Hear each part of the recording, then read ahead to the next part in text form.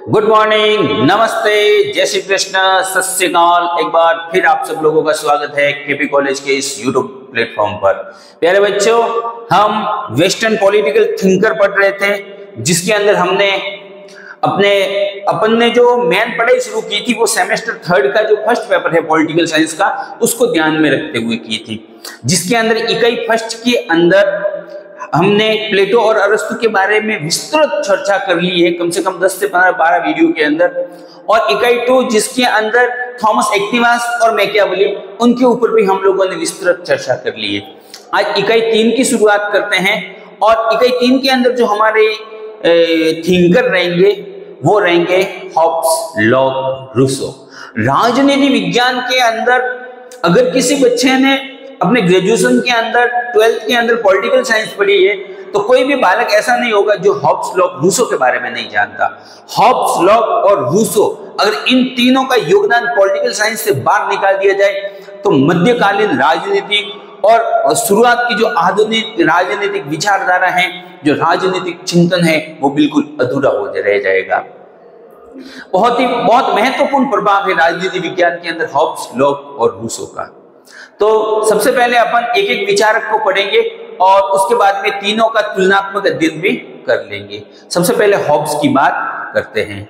Hobbs के जीवन परिचय के बारे में देखते हैं और उन्होंने जो सामाजिक समझौता सिद्धांत दिया था उसके अंदर क्या क्या बातें बताई थी, उसके बारे में भी थोड़ी सी बात देख लेंगे। देखिए बच्चों, हॉब्स जो था ना, हॉब्स का जो जन्म हुआ था वो इंग्लैंड में हुआ था। अब तक हमने देखा कि जो भी विद्वान हमने पढ़े वो इटली के और एथेंस के विद्वानों के बारे में पढ़ा था। हॉब्स, जिसका पूरा नाम था थॉमस हॉब्स, थॉमस हॉब्स का जो जन्म हुआ था वो कहां पर हुआ था? वो हुआ था इंग्लैंड के अंदर। इंग्लैंड के अंदर एक जगह है मेल्समबरी नामक स्थान में 1588 के अंदर हॉब्स का जन्म हुआ था। हॉब्स का जो जन्म हुआ था वो 1588 में हुआ था। कब हुआ था? 1588 में। 1588 का जो ईयर है वो इंग्लैंड के इतिहास के अंदर आर्मेडा का वर्ष कहलाता है। कौन सा वर्ष कहलाता है? आर्मेडा का वर्ष कहलाता है। अब आप कह रहे होंगे ये आर्मेडा क्या है? क्योंकि उस साल 1588 के अंदर इंग्लैंड के अंदर आर्मेडा का युद्ध हुआ था। आर्मेडा का युद्ध किन किन के मध्य हुआ था? प्यारे बच्चों, आप सब लोगों को पता है। अब आप कहेंगे कि सर इंग्लैंड के साथ में युद्ध कैसे होगा? इंग्लैंड तो एक द्वीपीय देश है, जिनकी जो है चारों तरफ समुद्र है, वो युद्ध कैसे कर सकता है? तो ये जो आर्मेडा का युद्ध था ये एक नेवी के द्वारा लड़ा गया जल युद्ध था। देखो रियल में हुआ क्या था कि स्पेन के बारे में आप सब लोगों ने सुना हुआ है। स्पेन ने इंग्लैंड के ऊपर आक्रमण किया था। कब किया था? 1588 को। और वो आक्रमण किया था जल मार्ग से, यानी कि बाय नेवी उनके ऊपर अटैक किया गया था। और वो अटैक करने के लिए जिस जहाज के अंदर आए थे, जिस लड़ाकू जहाज के अंदर आए थे, जिस स्टीमर के अंदर आए थे, उस स्टीमर का नाम था आर्मेडा। उसका क्या नाम था? आर्मेडा। तो फिर वो आगे जाकर के युद्ध जो था वो भी आर्मेडा का युद्ध कहलाया। अब देखो उस युद्ध के अंदर, देखो व्यक्ति के अंदर क्या होता है, व्यक्ति की एक फितरत होती है, एक स्वभाव होता है। कुछ लोग क्या होते हैं, अपराधी प्रवृत्ति वाले होते हैं। एक दो बार पुलिस थाने में गिरफ्तार हो गए, एक दो बार अंदर जाकर बाहर आ गए, उसके बाद में उनके केस, मुकदमे वगैरह, इन सब चीजों का क्या है, उनके ऊपर कोई प्रभाव नहीं पड़ता है। अब उनको उनके किसी के से साथ में लड़ाई कर ली, उसके ऊपर मुकदमा लग गया, एक चल रहा है, दो चल रहा है, बाद में वो क्या है, यानी कि उसकी प्रवृत्ति इस प्रकार की हो जाती है। व्यक्ति की जैसी प्रवृत्ति होती है, जैसे माहौल के अंदर वो पला बड़ा होता है, वो आगे जाकर के उसके जीवन के अंदर महत्वपूर्ण भूमिका निभाती है। हम बात करते हैं हमारी राजस्थान की संस्कृति की, हमारे भारत की संस्कृति की। तो राजस्थान की संस्कृति के अंदर तो जब माँ अपने बेटे को पालने के अंदर झुलाती है तभी कहती हैं, इला न देनी आपनी हालरियो बुलराए, पूत सिखावे पालनो मरण बढ़ाए मान, कि बेटा राष्ट्र के लिए मरने से बड़ा कोई कार्य ही नहीं है, और अपनी 1 इंच जगह है वो किसी अन्य राष्ट्र को मत देना। हमारे यहाँ पे राष्ट्रवाद का जो पाठ पढ़ाया जाता है वो बच्चे को पालने में झूलते हुए बच्चे को ही पढ़ाया जाता है। हम बात करते हैं हमारे यहाँ की हमारे यहाँ की वीरांगनाओं की, हमारे राजस्थान की महिलाओं की, तो आपने देखा होगा कि राजस्थान का कोई भाग ऐसा नहीं है जो सतियों के और जो वीरांगनाओं से जो है अछूता है। आप जगह जगह जौहर की खबर सुनते हैं कि आप रणथंभौर हो कि सिवाना हो, जालोर हो कि जैसलमेर हो, या फिर वीर शिरोमणि महाराणा प्रताप की धरती चित्तौड़गढ़ क्यों न हो, जहां पर महिलाओं ने अपने स्वाभिमान की रक्षा के लिए बार बार क्या किया है, जोहर करके अपनी जो है प्राणों को आहुति दी है। हम जब सुनते हैं इनके बारे में, झुंडावत मांगी सेनानी सर काट दे दियो सतरानी, तो हम देखते हैं कि राजस्थान की जो परिपाटी है वो अलग है। आप जब उटाला का युद्ध वगैरह के बारे में जानते हैं, आपने इतिहास के अंदर पढ़ा होगा कि यहाँ पे राष्ट्र के लिए बलिदान करना, लड़ना एक स्वाभिमान का प्रतीक माना जाता है, एक गर्व का विषय होता है, और उस युद्ध के अंदर मर जाना तो उससे भी बड़ा जो है बहुत बड़ी बात मानी जाती है। मगर इंग्लैंड की जो परिस्थितियां हैं ना, वो ऐसी नहीं है। उन लोगों ने कभी युद्ध किया ही नहीं।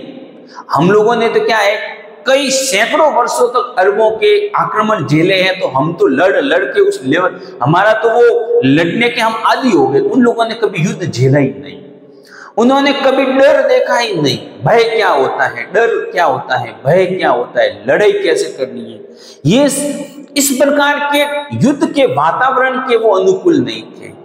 हम देखते हैं कि हमारे यहाँ पे जब मुगल आकर के किसी किले को घेर लेते थे ना, तो वो घेरने के बाद में मुगल किला घिरा हुआ है, मगर अंदर उस दिन जो फेस्टिवल होता है, चाहे होली हो, दिवाली हो, रक्षाबंधन हो, वो उस फेस्टिवल को उसी परंपरा के साथ उतने ही जोश के साथ में मनाते थे। उनके ऊपर के किला घिरा हुआ है, दुश्मन चारों तरफ, उनका कोई प्रभाव नहीं पड़ता था। मगर इंग्लैंड की परिस्थितियां ऐसी नहीं थी। वो क्या है कि वहां के लोग इतने डर, भय, लड़ाई, इन सब इस प्रकार के वातावरण के लिए, वो इस प्रकार की परिस्थितियों को झेलने के आदी नहीं थे। तो फिर क्या होता है, आर्मेडा का युद्ध होता है। स्पेन जो है जल मार्ग से क्या कर लेता है, इंग्लैंड के ऊपर आक्रमण कर लेता है। आक्रमण करने की वजह से इंग्लैंड के अंदर एकदम डर और भय का वातावरण छा जाता है। डर और भय के वातावरण के अंदर क्या होता है, थॉमस हॉब्स की जो माँ थी वो क्या थी, वो प्रेग्नेंट थी। वो थॉमस हॉब्स उस समय उसकी माँ के पेट में था, तो उसकी माँ क्या होता है कि समय से पहले ही बच्चे को जन्म दे देती है। क्यों देती है, डर की वजह से। डर की वजह से उनके समय से पहले ही डिलीवरी हो जाती है। तो थॉमस हॉब्स आगे जाकर के अपनी जो पुस्तक है उसके अंदर लिखता है कि 1588 अर्थात आर्मेडा के वर्ष के अंदर उसकी माँ ने 2 जुड़वा बच्चों को जन्म दिया। 1588 अर्थात आर्मेडा के वर्ष के अंदर उसकी माँ ने 2 जुड़वा बच्चों को जन्म दिया। एक तो वो कहता है मैं खुद था, मैं स्वयं, और दूसरा था भय, दूसरा था डर। तो हम देख सकते हैं कि किस वातावरण के अंदर उसका क्या है, जन्म हुआ था। उसका जन्म होने के बाद में भी क्या होता है कि जब वो बड़ा हो जाता है, उसकी शिक्षा दीक्षा पूरी हो जाती है, उसके बाद में इंग्लैंड के अंदर एकदम गृह युद्ध का वातावरण छिड़ जाता है। कैसा वातावरण, गृह युद्ध का वातावरण छिड़ जाता है कि वहां पे जो साल्स नृत्य था, यानी कि राजतंत्र को हटा करके वहां पर गणतंत्र की स्थापना के लिए, उत्तरदायी सरकार की स्थापना के लिए, वहां की संसद को मान्यता प्रदान करने के लिए वहां पे आंदोलन चलता है। और उस आंदोलन के अंदर वो भी क्या करता है, भाग भी लेता है। और उस आंदोलन को चलाने वाले जो लोग थे वो उनकी ही कौम के लोग थे, उन्हीं में से, वो उन्हीं संप्रदायों में से एक व्यक्ति था। तो आगे थॉमस हॉब्स, उसके बाद में थॉमस हॉब्स कुछ बड़े होने के बाद में क्या है, इंग्लैंड के अंदर एक राजवंश हुआ करता था जिसका नाम था कैवेंडिश राजवंश। ठीक है ना, कैवेंडिश राजवंश के वो क्या बन जाते हैं, शिक्षक बन जाते हैं। उस वंश के 2-3 लोगों को शिक्षा देते हैं। इस दौरान एक बड़े राज परिवार के गुरु बनने के बाद में उनको पूरे विश्व के अंदर घूमने का, फिरने का मौका मिलता है और उनको सब जगह की, सब प्रकार की परिस्थितियों के बारे में ज्ञान हो जाता है। और आगे जाकर के वो महत्वपूर्ण पुस्तकों की रचना करते हैं। और उन्होंने अपने जीवन के अंदर क्या क्या लिखा, आगे जाकर के उन्होंने संप्रभुता के ऊपर बहुत सारे विचार दिए, सामाजिक समझौता सिद्धांत दिया। तो उन सब के बारे में अब क्या करते हैं, थोड़ा सा देखते हैं, बात करते हैं। थॉमस हॉब्स का जीवन परिचय जो मैंने अभी आपको बताए हैं इनको थोड़ा सा देख लेते हैं। हॉब्स संप्रभुता का प्रथम प्रमाणिक व्याख्या था। हॉब्स एवं उनका सामाजिक समझौता सिद्धांत। थॉमस हॉब्स का जन्म मेल्समबरी वेस्टपोर्ट इंग्लैंड में 1588 में हुआ था। कब हुआ था? मेल्समबरी वेस्टपोर्ट के अंदर हुआ था, 1588 के अंदर उनका जन्म हुआ था। उसके जीवन में घटित होने वाली घटनाओं का प्रभाव उस पर सबसे अधिक पड़ा। उसके जीवन के ऊपर उस समय की जो घटनाएं थी, कौन कौन सी घटनाएं, वही इंग्लैंड के अंदर चलने वाला गृह युद्ध, आर्मेडा का वर्ष, उनका उनके ऊपर सबसे ज्यादा प्रभाव पड़ा। जब वह छोटा था तभी से इंग्लैंड में गृह युद्ध प्रारंभ हो चुके थे। जब वो छोटा था तभी से क्या है, इंग्लैंड के अंदर जो निरंकुश राजतंत्र था, जो सर्वाधिकारवादी राजतंत्र था, उसको समाप्त करने के बाद में उस जगह पर एक संसद के अधीन राजतंत्र को स्थापित करने की कार्रवाई चल रही थी। उस पर सबसे अधिक प्रभाव इंग्लैंड के युद्ध का ही पड़ा। इंग्लैंड का जो युद्ध था, ये जो आर्मेडा का युद्ध था और जो गृह युद्ध था, उसके ऊपर क्या था, सबसे अधिक प्रभाव पड़ा था। उसने 1651 में लेवायथन नामक पुस्तक की रचना की, ठीक है ना। 1651 में उसने कौन सी पुस्तक लिखी थी? लेवायथन। एक बात और है, लेवायथन का मतलब होता है एक विशाल जलीय जंतु, एक विशाल जलीय जंतु। और जब उसका जन्म हुआ था तब आर्मेडा भी क्या था? एक विशाल जल का जहाज। तो कहने का मतलब ये है कि उसके पूरे जीवन के ऊपर उसकी जो शुरुआत थी, उसका जो बचपन था, उन बातों का बहुत ज्यादा प्रभाव पड़ा था, जिसमें उसने सामाजिक समझौता सिद्धांत का वर्णन किया। लेवायथन के अंदर ही उसने क्या किया था? उसने सामाजिक समझौता सिद्धांत जो था उनके बारे में वर्णन किया था। उस समय इंग्लैंड में राजा और संसद के बीच संघर्ष हो रहे थे। राजा का जो सर्वाधिकारवादी निरंकुश राजतंत्र था, उसको खत्म करने के बाद में एक उत्तराधिकार, एक अपन कहते हैं ना, उसको खत्म करके संसद के अधीन राज्य की जो शासन था उसको लाने के लिए वहां पे संघर्ष हो रहे थे, जिसके कारण उस समय अराजकता फैली हुई थी। इन सब कारणों ने उसके समस्त मनुष्य का घृणित पक्ष रखा। एकदम वहां पे अराजकता फैली हुई थी, बिल्कुल इंग्लैंड के अंदर करप्शन जो था वो अपने 7वें आसमान पर था। वहां के अधिकारी, शासक, जनता सारे के सारे क्या हो गए थे? अपनी कहने का मतलब कोई भी नियमों का पालन नहीं कर रहा था।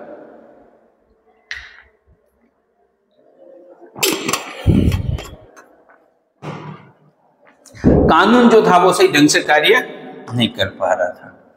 इसी समय अब देखो थॉमस हॉब्स की कौन सी प्रमुख पुस्तकें हैं, उनके बारे में बात करते हैं। थॉमस हॉब्स की जो प्रमुख पुस्तक है उनका नाम एक तो डी शीवे 1642 में लिखी, एलिमेंट्स ऑफ लॉ 1650 में लिखी, लेवायथन ये सबसे उसकी इंपॉर्टेंट पुस्तक है। इनके बारे में थोड़ा सा ध्यान रखना।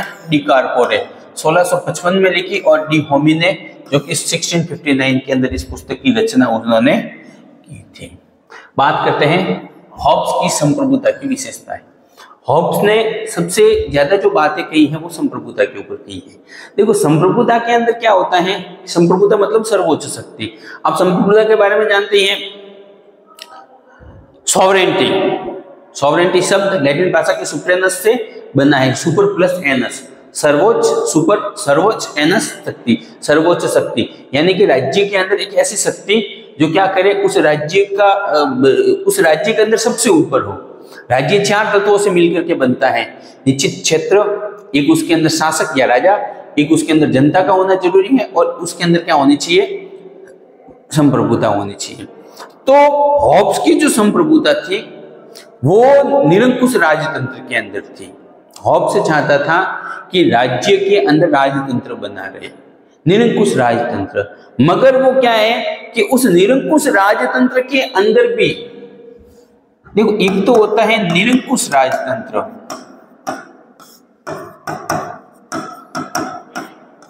एक होता है सर्वाधिकारवादी राजतंत्र। तो कहने का मतलब यह है कि जैसे व्यक्ति का खान पान, वेशभूषा,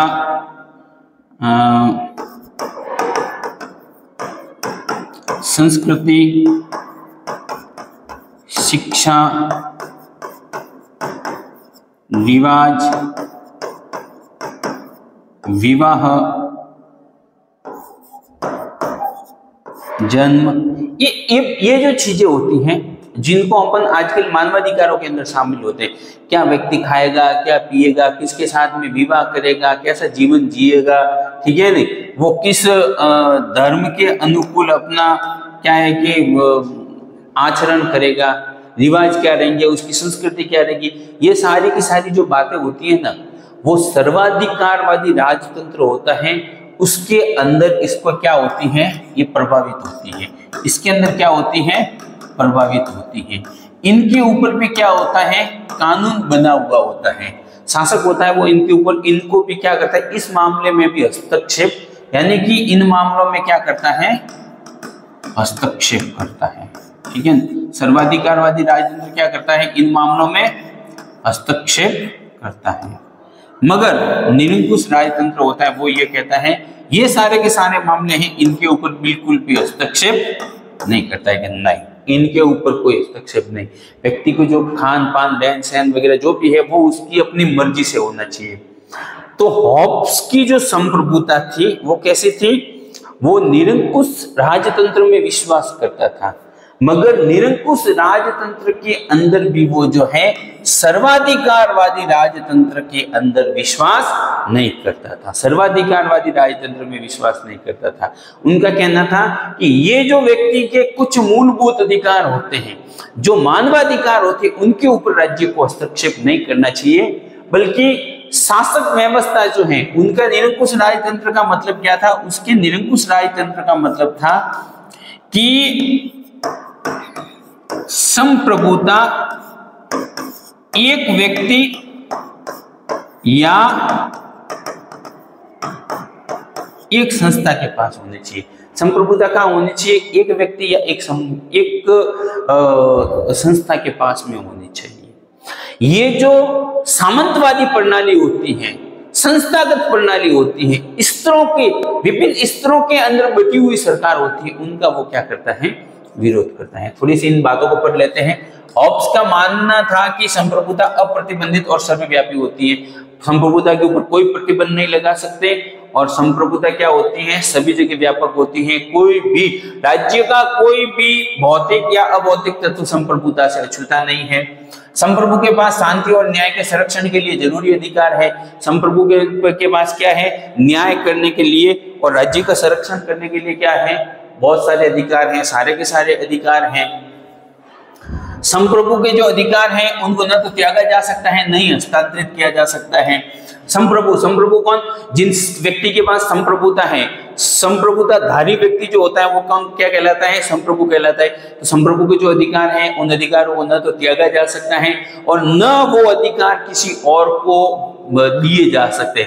ले आज मैं शासक हूं, कल ये आज संप्रभुता मेरे पास, कल तो मेरे पास नहीं। संप्रभु संप्रभु है, संप्रभु संप्रभु है। जैसे बाप को नहीं बदल सकते हैं ना, वैसे संप्रभु को भी नहीं बदल सकते। संप्रभु के अधिकार असंक्रमणीय और अपरिवर्तनीय होते हैं।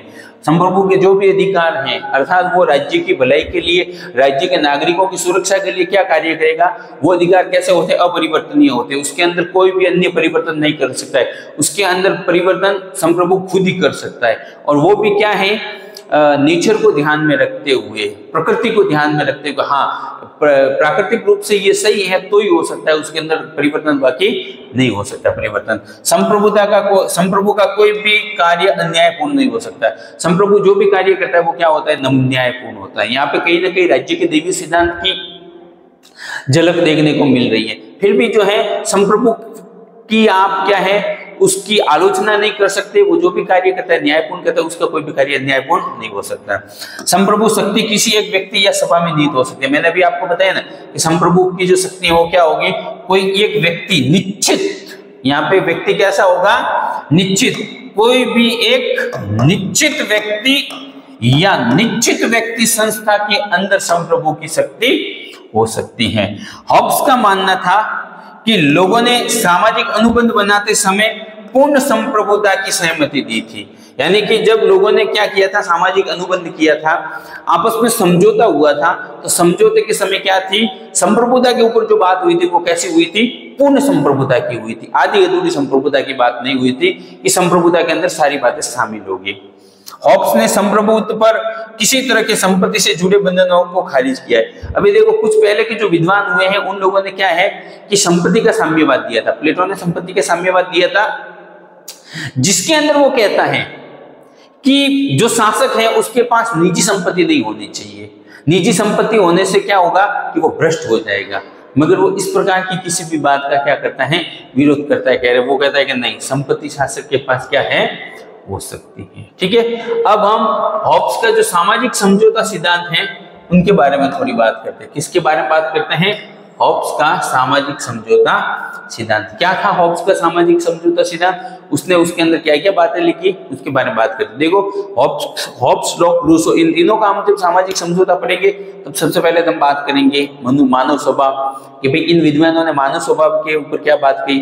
उसके बाद में प्राकृतिक अवस्था कैसे थी, प्राकृतिक अधिकार कैसे थे, समझौते के कारण क्या थे, और समझौता क्या हुआ, और समझौते के बाद में प्रभाव या परिणाम क्या निकले, और समझौते की आलोचना। ये इनके सामाजिक समझौता के अंदर इन 5-7 बातों के ऊपर अपन क्या करेंगे, विस्तृत चर्चा करेंगे। सबसे पहले बात करते हैं मानव स्वभाव पर हॉब्स की विचार। हॉब्स के अनुसार मानव स्वभाव कैसा था। ठीक है, मानव स्वभाव के ऊपर हॉब्स के क्या विचार थे। तो सीधी सी बात है, जो व्यक्ति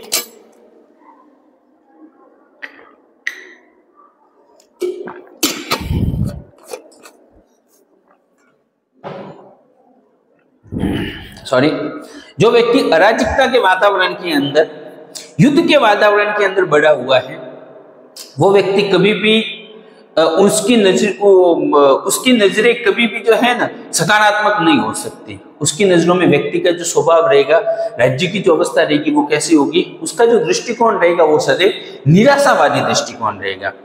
तो हॉब्स के मानव स्वभाव के ऊपर जो विचार थे उसके अंदर वो व्यक्ति की जो नकारात्मक प्रवृत्तियां होती हैं उस पर बल देता है। अर्थात उसका भी दृष्टिकोण मैकियावेली की तरह कैसा था, निराशावादी था। वो व्यक्ति को वही स्वार्थी, लालची, अनैतिक, अहमवादी, इस प्रकार का व्यक्ति बताता है। बात करते हैं हॉब्स सबसे अधिक अपने जीवन में घटित घटनाओं से प्रेरित हुआ, यानी कि उसके ऊपर जो आर्मेडा का युद्ध, उसके समय का गृह युद्ध हुआ, उनकी उन घटनाओं का उनके ऊपर बहुत ज्यादा प्रभाव पड़ा था। उस समय इंग्लैंड में गृह युद्ध हो रहा था। अतः हॉब्स ने अपने मानव स्वभाव के अंतर्गत मनुष्य को कैसा बताया है, उसने मनुष्य को बताया है स्वार्थी, अहंकारी, क्रोधी और हिंसक बताया है। कि व्यक्ति को क्रोध आता है, हिंसा करता है, लड़ना झगड़ना, ये उसकी एकदम उसका नेचर होता है, उसकी आदत होती है। तो व्यक्ति का नकारात्मक स्वभाव का निराशावादी दृष्टिकोण जो रहा है वो कैसा रहा है, हॉब्स का रहा है। ठीक है, बात करते हैं, उसका मानना था कि मनुष्य स्वभाव से ही बुरा होता है। हॉब्स ने क्या कहा था, व्यक्ति का स्वभाव कैसा होता है, बुरा होता है। उसकी प्रकृति यानी कि वो तो जन्मजात बुरा है। कहने का मतलब ये वो जन्मजात ही बुरा होता है। वह अपने बचाव में कुछ भी करने को तैयार हो जाता है, चाहे वह नैतिकता के अनुरूप हो या उसके खिलाफ हो। यानी कि वो खुद के हित के लिए, खुद की भलाई के लिए, और जब किसी अपराध के अंदर फंस जाता है तो खुद के बचाव के लिए वो किसी भी हद तक गिर सकता है। अब वो उसके द्वारा किए जाने वाले जो कार्य हैं वो नैतिक हैं, अनैतिक हैं, उसका नेचर गलत है या सही है, इन सब के ऊपर उसका कोई फर्क नहीं पड़ता है। जब किसी अन्य के माध्यम से मनुष्य का फायदा होता है तब वह अन्य लोगों के साथ रहना पसंद करता है, लेकिन जब उसका फायदा नहीं होता है तब वह अन्य लोगों का साथ छोड़ देता है। कहने का मतलब वो व्यक्ति के आदतों के बारे में, व्यक्ति के नेचर के बारे में बताता है। व्यक्ति को जब तक किसी अन्य व्यक्ति या संस्था से फायदा मिल रहा है तब तक तो वो उसके साथ में रहना पसंद करेगा, और जैसे ही उससे उसको फायदा मिलना बंद हो जाएगा वो उसका साथ छोड़ देगा। ठीक है, यानी कि व्यक्ति या संस्था का, व्यक्ति अन्य व्यक्तियों और संस्थाओं का उपयोग सिर्फ अपने उपयोग के लिए, अपने लालच के लिए करता है। मित्रता नाम की उनके अंदर कोई चीज नहीं होती है। हॉब्स ने मनुष्य को हिंसक भी कहा है। उनका मानना था कि मनुष्य स्वयं स्वभाव से हिंसक एवं युद्ध विनाशी रहा है। वो व्यक्ति के हिंसक के होने पर भी बात करे, उसे जब भी ऐसा करने का अवसर मिलता है तब वह इसका गलत लाभ लेने से नहीं छूटता। इस प्रकार हॉब्स मनुष्य के बुरे स्वभाव का वर्णन करता है। वो कहता है कि व्यक्ति तो है ही हिंसक, लड़ाई करना उसको बहुत पसंद है, जब भी उसको मौका मिलता है तो वो फाइट करने में कभी भी नहीं चूकता है, लड़ने लग जाता है। बात करते हैं प्राकृतिक अवस्था। ये जो प्राकृतिक अवस्था थी पहले वो कैसी थी, ठीक है ना, यानी कि समझो प्राकृतिक अवस्था का मतलब है समझौते से पहले की अवस्था, ठीक है ना। सरकार एवं व्यक्ति एवं व्यक्तियों के मध्य जो समझौता वो उससे पहले प्राकृतिक अवस्था कैसी थी। तो प्राकृतिक अवस्था के अंदर वो कहते हैं, हॉब्स के अनुसार प्राकृतिक अवस्था में केवल व्यक्ति को दो ही अधिकार प्राप्त है। कौन कौन से? पहला अपने जीवन की रक्षा का अधिकार, दूसरा अपने जीवन की रक्षा के लिए कुछ भी करने का अधिकार। वो कहता है कि जो प्राकृतिक अवस्था थी, जो प्रकृति की अवस्था थी, उसके अंदर व्यक्ति को दो अधिकार प्राप्त है। एक तो क्या है, अपने जीवन की रक्षा करना, यानी कि पशु पक्षी या अन्य समुदाय है उनसे अपने जीवन की रक्षा करना। नंबर 2, अगर उसके जीवन के ऊपर खतरा आ गया है तो फिर नैतिकता क्या कहता है, धर्म क्या कहती है, नीति क्या है, नीति एवं नैतिकता को छोड़ करके अपने जीवन की रक्षा के लिए जो भी कार्य करना है वो कार्य वो करेगा। ये दूसरा उसका अधिकार था। इस अवस्था में व्यक्ति अपने जीवन की रक्षा के नाम पर किसी अन्य व्यक्ति की हत्या कर सकता है तथा अपने जीवन को बढ़ाने के लिए अन्य लोगों की संपत्ति को भी हड़प सकता है। देखो, खुद के स्वार्थ के लिए, ठीक है ना, खुद को मजबूत बनाने के लिए या खुद की रक्षा के लिए किसी अन्य व्यक्ति को मार भी सकता है और दूसरे व्यक्तियों की क्या कर सकता है, संपत्ति भी हड़प सकता है। ये क्या था, उसका नेचर था, उसका स्वभाव था प्राकृतिक अवस्था के अंदर। हर व्यक्ति दूसरे व्यक्ति से लड़ने लगता है तथा आपस में परस्पर विश्वास नहीं करता।